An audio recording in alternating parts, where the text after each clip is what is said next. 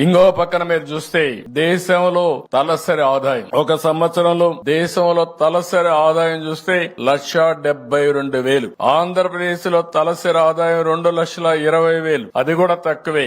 తెలంగాణలో మీరు చూస్తే 3,20,000 ఉంది. అక్కడ మనం చేసిన అభివృద్ధికి ముందు పోయే పరిస్థితికి వచ్చారు. కానీ గిరిజన ప్రాంతంలో ఆదివాసులకి 1,25,000. అంటే మైదానంలో ఉండే వాళ్ళకంటే ఇతరుల కంటే మీ ఆదాయం ₹1,00,000 తక్కువ ఉంది, సగమే ఉంది.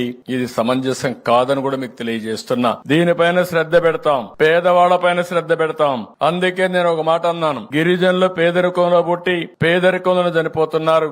ఆర్టిఫిషియల్ ఇంటెలిజెన్స్ గురించి మాట్లాడుతున్నాం, ఇంకా డోలీ మూతలు కనపడుస్తున్నాయి. ఇది చాలా దురదృష్టకరం. ఇవన్నీ కూడా మనం రూపుమాపుకోవాల్సిన అవసరం ఉందని చెప్పి కూడా నేను మీకు తెలియజేస్తున్నా. అందుకే నేను ఒక మాట అన్నాను, జీరో పావర్టీ అంటే పేదరికం లేని సమాజాన్ని నిర్మాణం చేసుకోవాలి. ఏ పని చేసినా పేదల దృష్టిలో పెట్టుకొని చేయాలి.